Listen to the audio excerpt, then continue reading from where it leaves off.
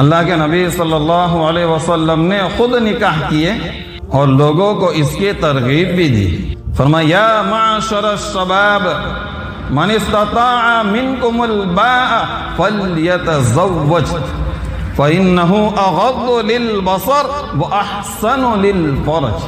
کہ اے نوجوانوں، اگر تم نکاح کی طاقت رکھتے ہو تو نکاح کر لو. فإنه اغض للبصر، اس لیے کہ یہ نگاہ کو نیچی کرتی ہے.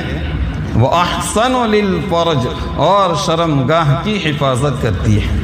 نکاح کرنے کے بعد آدمی بہت ساری بدکاریوں سے بچ جاتا ہے. ظاہر بات ہے وہ جو جنسی خواہشات دوسرے سے پوری کر رہا تھا، حرام طریقے سے پوری کر رہا تھا، اب نکاح کے بعد یہ اس کو حلال طریقے سے پوری کر رہا ہے. نکاح کی ایک فضیلت یہ بھی ہے کہ نکاح کے ذریعے سے انسان گناہوں سے بچ جاتا ہے. مزید ایک حدیث کے اندر میں اللہ کے نبی صلی اللہ علیہ وسلم نے ارشاد فرمایا کہ دو چیزیں ایسی ہیں جس کی وجہ سے تمہاری روزی کے اندر میں اضافہ ہو جاتا ہے، برکت ہو جاتی ہے. وہ دو چیزیں کون سی ہے؟ فرمایا ایک ہے حج اور ایک ہے نکاح. ایک ہے حج اور ایک ہے نکاح. اب ہم اپنی عقل کو دوڑائیں گے، ناقص عقل، ادھوری عقل. کیا مول صاحب کی بھی بات کرو. حج کے اندر میں تو لاکھوں روپے خرچ ہو جاتے، نکاح کے اندر میں لاکھوں روپے خرچ ہو جاتے. ہم نے شادیاں اتنی مہنگی کر دی ہے، لاکھوں روپے اس شادیوں کے اندر میں خرچ ہو جاتے. حالانکہ شریعت میں حکم دیا نکاح کو سادگی سے کرو. آگے موقع رہا تو انشاءاللہ بتاؤں گا صحابہ نے کتنی سادگی سے نکاح کیے. تو دو چیزیں ایسی ہے جس کی وجہ سے روزی کے اندر میں برکت ہوتی ہے. ایک ہے نکاح اور دوسری چیز ہے حج. اب نکاح میں اگر سوچا جائے، نکاح کرنے کے بعد بیوی آتی ہے، بچے آتے ہیں، تو خرچہ تو اور بڑھ جاتا ہے. پہلے تو اس کا اکیلا کا خرچہ تھا، اب بیوی آ گئی، اب بچے آ گئے تو خرچہ اور بڑھ گیا. نہیں، اس لیے ہم زیادہ بچے بھی پیدا نہیں کرتے. ہاں مہنگواری میں بتانے پوہانا کہاں تھی، اس لیے ہم دو ہمارے دو کے اوپر اٹک کر کے بیٹھے ہیں. بس دو سے زیادہ تیسرا نہیں چاہیے. پوچھے کیا بھائی بیج کا وہ مہنگواری. یہ ہمارے ایمان کی کمزوری ہے. ہمارا ایمان یہ ہے وَمَا مِن دَابَّةٍ فِي الْأَرْضِ إِلَّا عَلَى اللَّهِ رِزْقُهَا. زمین کے اوپر چلنے والے جتنے جانور ہیں، جتنے جاندار ہیں، انسان ہو، جنات ہو، پرندے ہو، سانپ ہو، بچو ہو، کوئی بھی ہو، ان تمام کی روزی کی ذمہ داری اللہ تعالیٰ کے ذمہ ہے.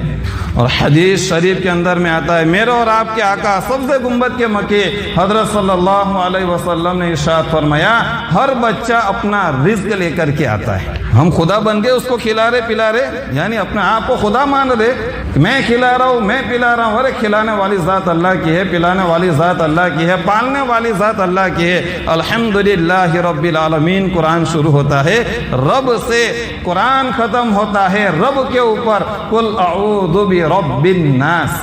تمام جہانوں کا پروردگار یعنی پالنے والا، پوسنے والا ہماری ساری زبان کے اندر میں کون ہے؟ اللہ. قرآن شروع ہوتے ہی ہم پڑھتے الحمدللہ رب العالمین. پالنے والا تو اللہ ہے. اور قرآن ختم ہوتا ہے وہاں بھی ہم پڑھتے ہیں قل اعوذ برب الناس. پالنے والا کون ہے؟ اللہ ہے. کھلانے والی ذات اللہ کی ہے. اور ہم یہ کہہ رہے میں کھلا رہا ہوں کہ تو خدا ہے، تو کھلا رہا ہے پلا رہا ہے. بس یہ خوف ہمارے دلوں کے اندر میں اتنا بیٹھ چکا کہ ہم دو ہمارے دو کے اوپر سکہ مار دیا ہے. بس ہم مٹوار کے اندر میں پڑھتے تھے، ایک آدمی تھا ایک دم غریب گھر کا آدمی، ایک دم غریب گھر کا، یہ بنگال کا کام کرنے والا. 17 بچے تھے اس کے گھر کے، اس کے بچوں کے بچے ہو رہے اور اس کے بھی ہو رہے. کھا رہے پی رہے آرام سے. ہر بندہ اپنا رزق لے کر کے آتا ہے. بچہ ماں کے پیٹ میں ہوتا ہے تو اللہ اس کی روزی وہیں لکھ دیتا ہے، اس کو کتنی روزی دی جائے گی. نکاح ایک ایسی چیز ہے جس کی وجہ سے اس کے روزی کے اندر میں برکت ہوتی ہے. اور ایک آخری بات بتا کر کے اپنی بات کو ختم کر دوں. ایک حدیث کے اندر میں آتا ہے، غالباً اس کا خلاصہ یہ ہے کہ تمہیں جو روزی دی جاتی ہے یہ تمہارے کمزوروں کی مدد سے روزی دی جاتی ہے. اب کمزور میں کون ہوتے ہیں؟ بوڑھے اور بچے. مطلب یہ ہے کہ تمہارے بوڑھے اور تمہارے بچوں کی برکت سے تمہیں روزی دی جاتی ہے. بچے جتنے زیادہ ہوں گے اللہ اتنی روزی میں